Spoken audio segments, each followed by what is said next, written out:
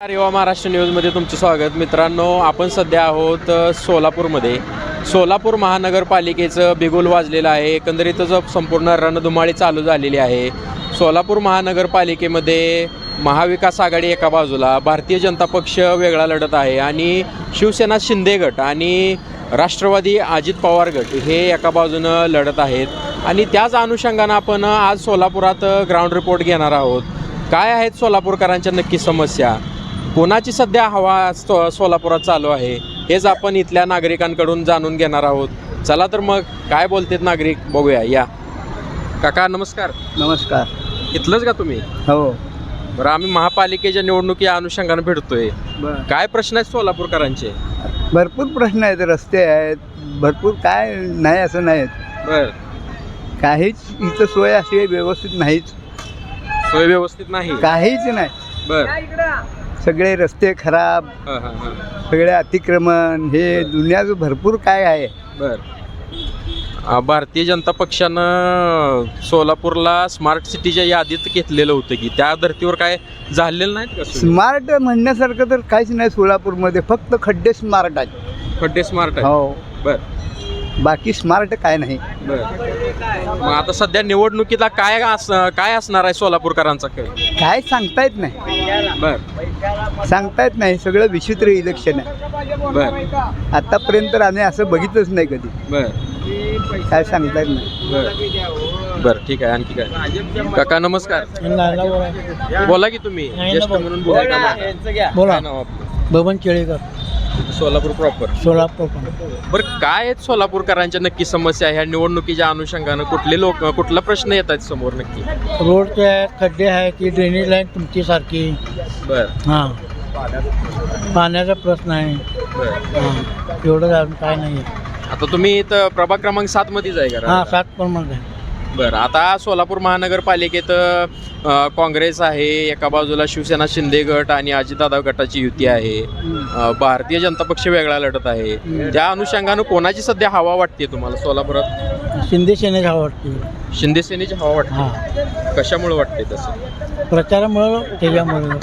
काम करणारे लोक आहेत ना, ते बर, कामं करतील ना. उमेदवार इथले कोण आहेत 7चे माहिती आहेत का? हां, उमेदवार कोण आहेत माहिती आहेत का? हां, शिंदे काय, अजून शिवापिशी महाराज पोरगे काय, बर, आणि पवारबाई काय, आणि सपाटेचे काय. बर, बर, बर. ठीक आहे, ठीक आहे, याव. ठीक आहे. बोला, काय म्हणतो ता? भाजपच्या मशनी इलेक्शनच्या सगळ्या खोट्या आहेत. विष्णू खोटे आहेत. हा, आता सगळा भाजपला ठिकाणी पडले. सगळा घोटाळाच आहे. अहो, जिल्ह्यात भाजपला 15,000 मतदान सोलापूरचे ज्यादा निघाले. मी अडाणी असून सांगतो, लोकसंख्यापेक्षा ज्यादा निघाले.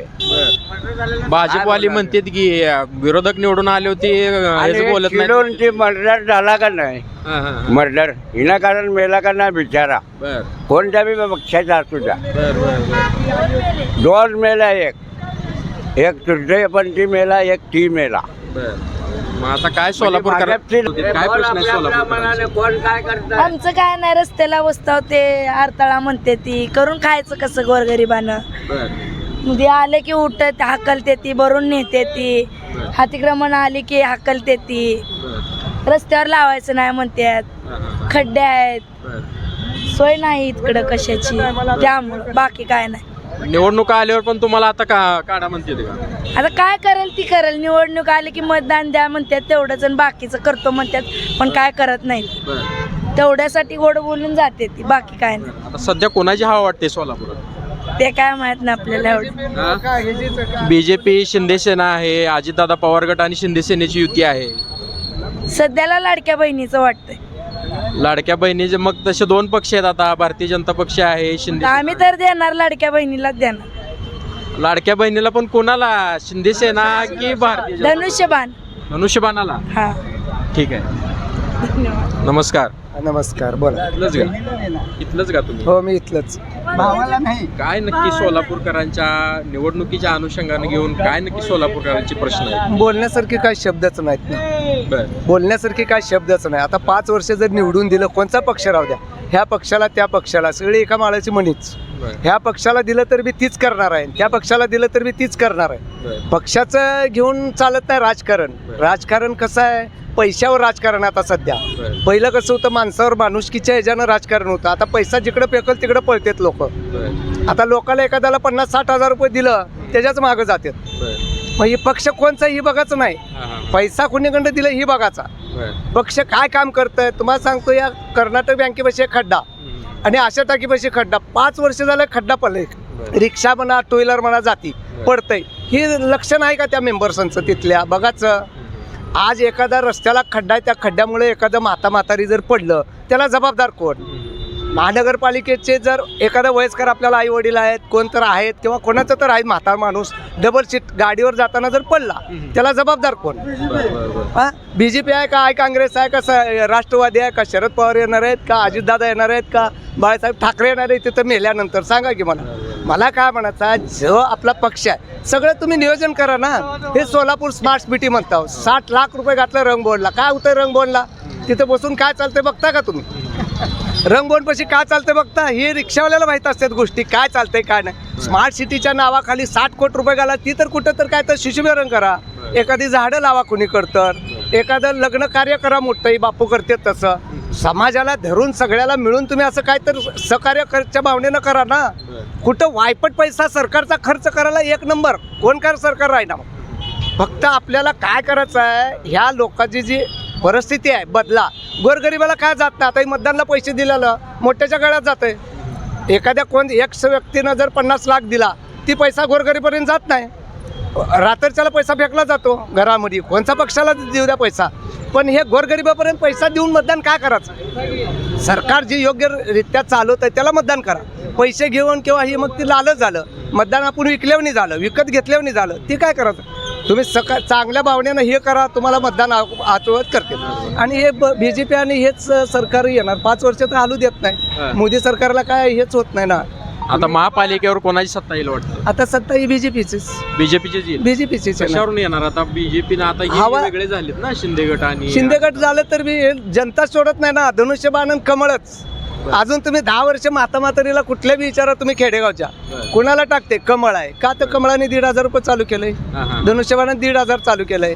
मग हे पैसा जर बुडाला आहे यांचा तर मग हे कमळ हे दुसरा हात नग ग बाई, घड्याळ नग ग बाई म्हणतात जुने लोक. मग ही नवीन सुशिक्षित पोर आहे ते आपलं आता यांची हवा आहे ती कमळ आणि धनुष्यबाण ह्याला टाकणार.